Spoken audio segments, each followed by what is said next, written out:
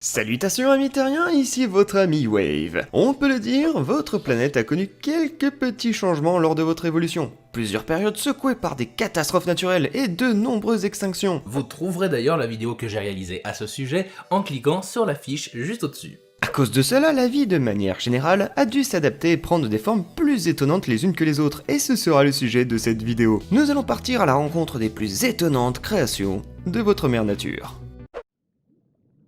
L'hélicoprion. Voilà où tout est parti. En 1899, ce fossile très mystérieux a rendu fou plusieurs scientifiques.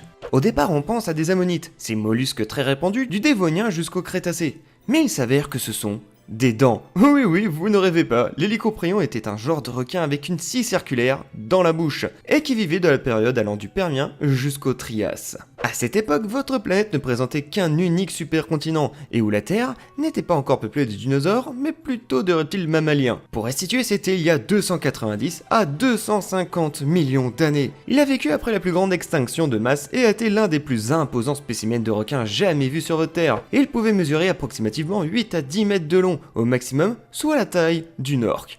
C'est 2 fois plus grand que le grand requin blanc pour vous donner une idée. Au début du XXe siècle, alors que des fossiles d'hélicoprion étaient découverts dans différents endroits du monde, la plupart des scientifiques s'accordèrent pour placer la spirale dans la mâchoire inférieure et dans la région symphysaire, c'est-à-dire à l'endroit où les deux demi-mâchoires se rencontrent. Mais l'orientation de la spirale et l'allure de la gueule restaient discutées et posaient problème. Tout au long du XXe siècle, de nombreuses hypothèses plus ou moins fantaisistes, ont successivement placé cette scie sur sa mâchoire supérieure en avant de l'animal, et là, faut le dire, ça ressemblait plus à une trompe. Les scientifiques ont ensuite pensé placer cette scie sur sa nageoire dorsale, ou sur la partie supérieure de sa nageoire caudale. Bien plus tard, en 2008, une étude sous la direction de Robert Purdy a conclu à une position plus interne dans la gorge. Cette hypothèse a soulevé une polémique scientifique et plusieurs publications postérieures ont exprimé leur désaccord. Je trouve que c'est pas très étonnant, franchement, on dirait un peu un Pokémon raté ton animal. C'est vrai que c'est très étonnant, voire même surréaliste, mais en 2013, grâce à un système d'imagerie par rayon X, une nouvelle étude situe cette scie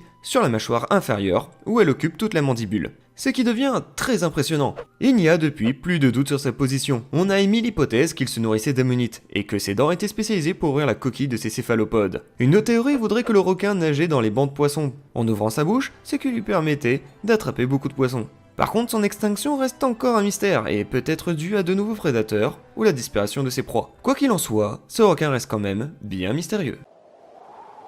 Le Quetzalcoatus.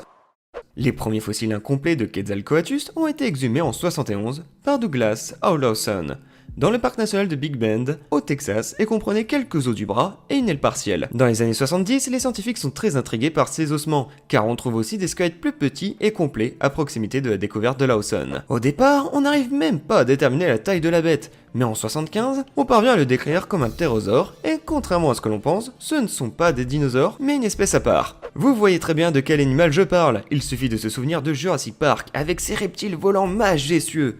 Oui, vous savez le 3, celui que tout le monde adore. Il semble que les ptérosaures aient été les premiers vertébrés volants. Ils possédaient de grandes ailes formées d'une série de membrades, comme les chauves-souris. Les chercheurs supposent alors que la créature devait faire environ 16 mètres d'envergure. Mais en 1980, l'inventeur du genre, donc notre Douglas, revoit fortement la baisse de son évaluation, avec une envergure de 11 à 12 mètres, une approche qui semble plus pertinente, mais le sujet fait encore débat. En 2008, grâce à la nouvelle technologie, on arrive à découvrir pas mal d'infos sur ce reptile. En effet, les spécialistes des ptérosaures, Mark Wheaton et Darren Naish, deux paléontologistes réputés, publient un examen des aptitudes alimentaires possibles, et étonnamment, ce serait un excellent dénicheur de petits animaux. Ces restes fossilisés ont été trouvés dans les terres, et non près de la mer. Du coup, avec son long bec, on pense qu'il se nourrissait de petits vertébrés sur terre, ou peut-être des proies en eau douce.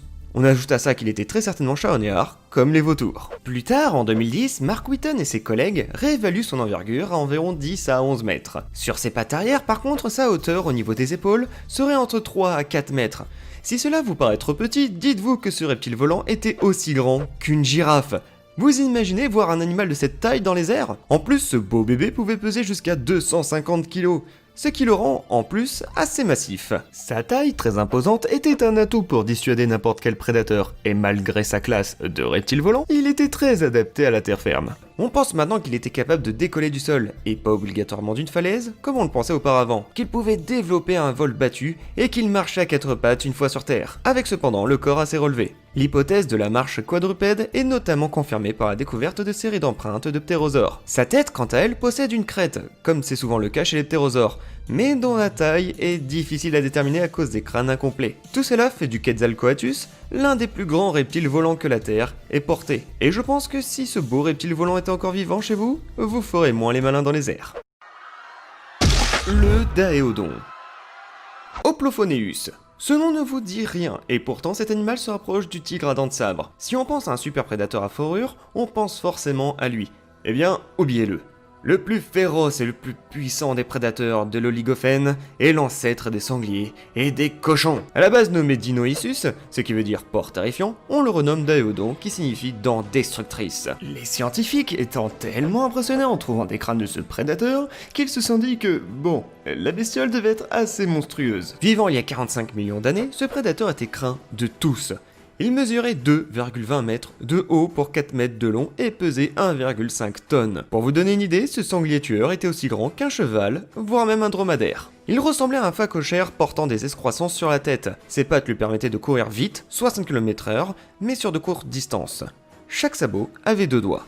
Au vu de sa dentition, les scientifiques pensent que le Daéodon pouvait être un charognard se nourrissant de cadavres d'animaux, dont il cassait des os pour en extraire la moelle. Mais selon certains paléontologues, il aurait été un chasseur actif, prédateur bousculant sa victime et broyant ses os en une seule morsure. Il n'est pas exclu que le Daéodon ait pu faire fuir des prédateurs comme le Hyénodon, ancêtre des hyènes, et certaines espèces de tigres à dents de sabre pour s'emparer de leur proie. Ce prédateur pouvait aussi piller des nids de reptiles ou d'oiseaux de grande taille, ou encore broyer des racines, des tubercules, des noix de coco et autres plantes grâce à sa robuste dentition, ce qui fait de lui un omnivore. Quand je vous disais qu'il fallait oublier le tigre à dents de sabre, comme les suidés actuels, c'est-à-dire la famille des porcins, le Daéodon devait vivre en groupe pour protéger leurs petits. Mais les gros mâles pouvaient être solitaires. On retrouve des crânes portant des marques de dents parfois profondes de 5 cm dues à des dents d'autres Daéodons, très certainement liées à des conquêtes de territoire ou à l'occasion des accouplements quand deux mâles convoitaient une ou un groupe de femelles. Il y a 18 millions d'années, ce cochon des enfers disparut. Le principal suspect est un nouveau prédateur apparu en Asie, puis en Amérique du Nord, un chien-ours du nom d'Amphition.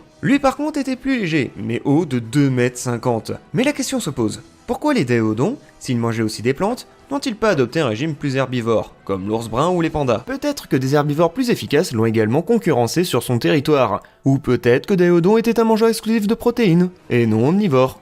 La question reste débattue car il était pourtant très adapté à différents types d'alimentation, un vrai mystère. En tout cas maintenant, quand vous irez à la ferme, vous réfléchirez à 2 fois avant de vous moquer d'un cochon.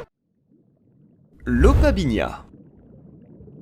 Vous vous souvenez du jeu sport ? Eh bien faites n'importe quoi et vous avez l'Opabinia. N'est-il pas magnifique? Cet animal vivait il y a 520 millions d'années, au Cambrien, soit bien avant le règne des dinosaures, à une époque où la vie, de manière générale, était très primitive. Ce n'était que ses débuts sur Terre. On peut le dire, votre mère nature faisait des tests un peu étranges. D'une taille comprise entre 43 et 70 mm, l'animal avait le corps segmenté et mou. La tête portait 5 yeux, tous fonctionnels en apparence, de même qu'une longue et flexible trompe. Totalement unique parmi la faune cambrienne, et capable, selon toute vraisemblance, de se plier jusqu'à la bouche. Ce qui amène à croire que Opabinia amenait sa nourriture via cette trompe.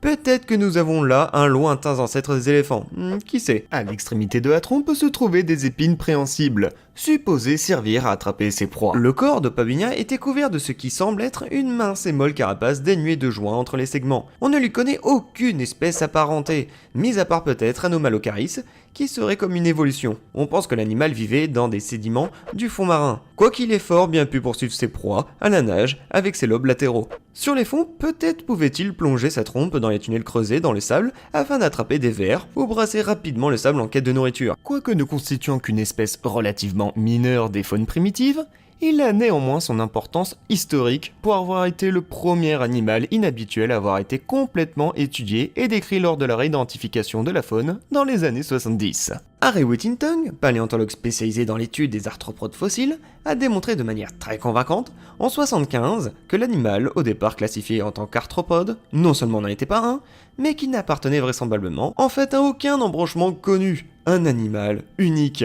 Et finalement, heureusement que ce petit monstre est resté petit et n'a pas évolué. Vous imaginez cet animal de la taille d'un requin? Non merci. L'Androsarchus.